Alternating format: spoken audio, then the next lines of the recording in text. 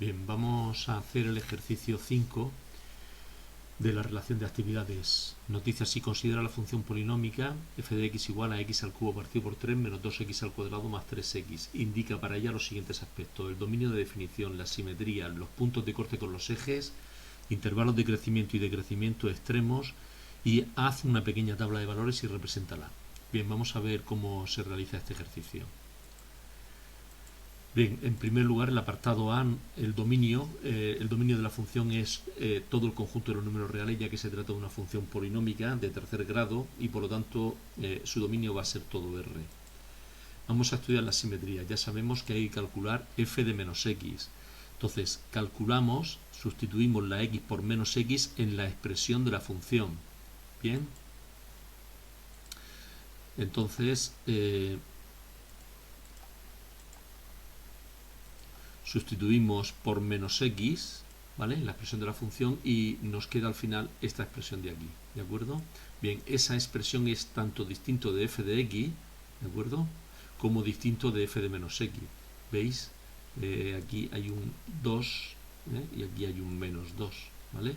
Por lo tanto, la función no presenta ningún tipo de simetría, ¿vale?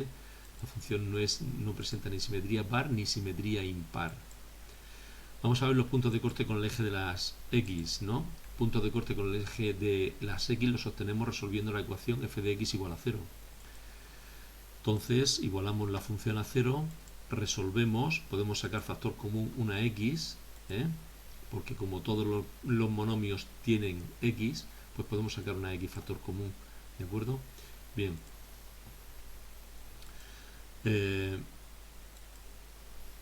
Resolvemos y vemos que si el producto de x por x al cuadrado partido por 3 menos 2x más 3 es igual a 0, es porque o bien este primer factor es 0, o bien este segundo factor es 0, ¿vale? Del primer factor 0, pues ya tengo la primera solución, y las otras soluciones vienen de igualar el segundo factor a 0.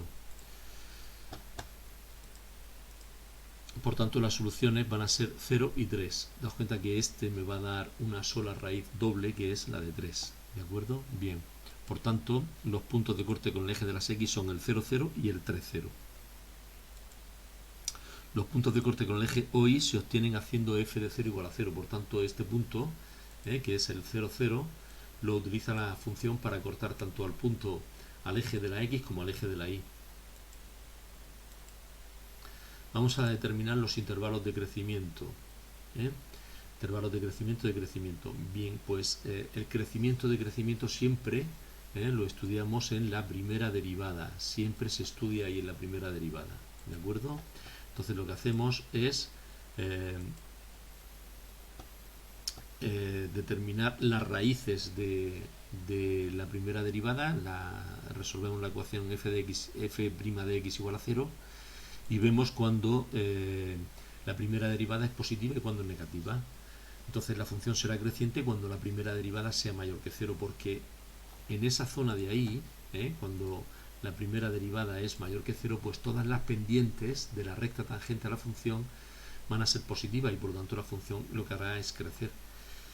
Si la primera derivada es negativa, pues resulta que las pendientes de todas las rectas tangentes a la función van a ser negativas y por lo tanto la función lo que está haciendo es decrecer. ¿De acuerdo? Bien. Resolvemos la ecuación f' de x igual a 0 y obtenemos los puntos en los que se anulan, ¿no?, las raíces. ¿De acuerdo? Igualamos a 0, lo veis aquí. Las soluciones son 1 y 3. Situamos esos dos valores en la recta real y comprobamos el signo que tiene la primera derivada en las zonas en las que ha quedado dividida la recta. ¿Vale? La primera derivada la podemos expresar así, factorizada como el producto de sus raíces. Ya veis que la raíz 1 va a originar el factor x menos 1 y la raíz 3 va a originar el factor x menos 3. ¿De acuerdo? Bien. Una vez que hemos puesto los valores 1 y 3 en la recta real, ¿veis? El 1 y el 3, ¿de acuerdo? Pues entonces me divide a toda la recta real en tres zonas. en aquellos valores en los que son más pequeños que el 1, los que están comprendidos entre el 1 y el 3 y del 3 en adelante. Entonces cogemos un valor que esté que sea más pequeño que el 1, el 0, por ejemplo, y lo ponemos aquí, sustituimos la x por 0. Veo que va a ser 0 menos 1 menos 1, 0 menos 3 menos 3, menos 1 por menos 3 positivo. Por lo tanto, la primera derivada es positiva, y si la primera derivada es positiva, lo que hace la función es crecer. ¿De acuerdo? Bien, cojo ahora un valor que esté entre el 1 y el 3, por ejemplo el 2.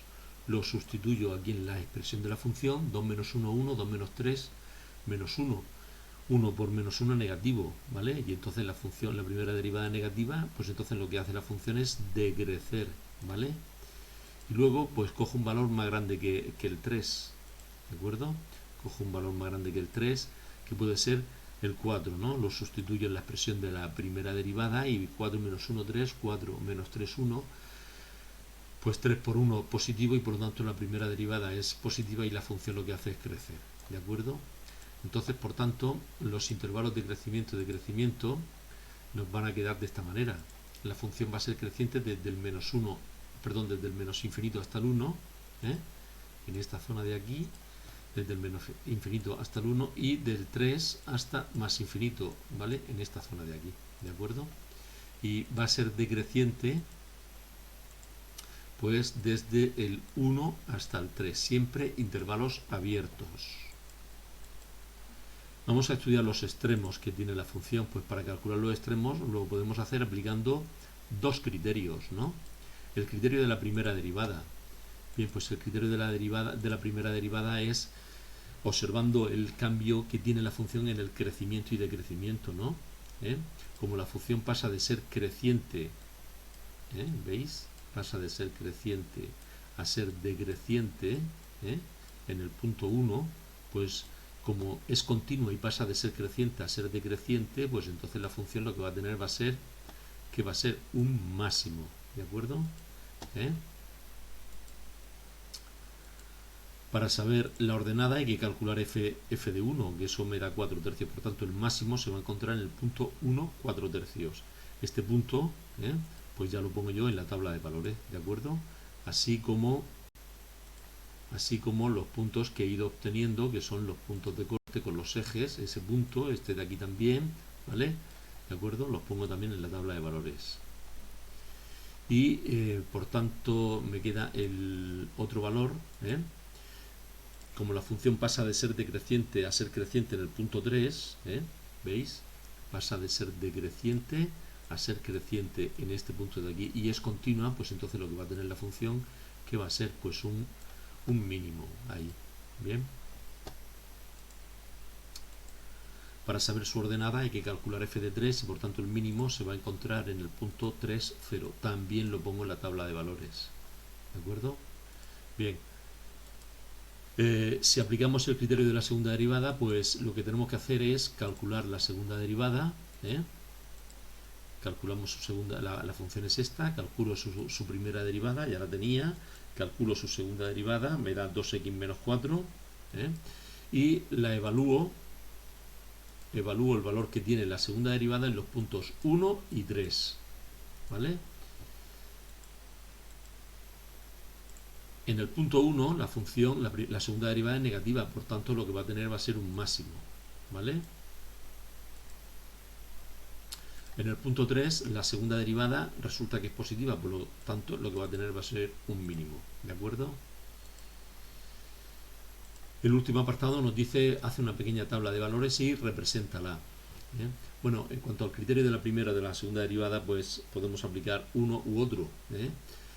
Si podemos aplicar el primer criterio o podemos aplicar el segundo criterio. Si aplicamos los dos, pues tampoco pasa nada. Bien, pues se trata de hacer una pequeña tabla de valores e ir poniendo en ella los datos que hemos ido obteniendo, puntos de corte con los ejes, máximo, mínimo, y hacer una representación aproximada de la función. ¿De acuerdo? Bien, pues una representación aproximada de la función sería esta. ¿Veis? Punto de corte con el eje de las x, punto de corte con el eje de las x y punto de corte con el eje de las y.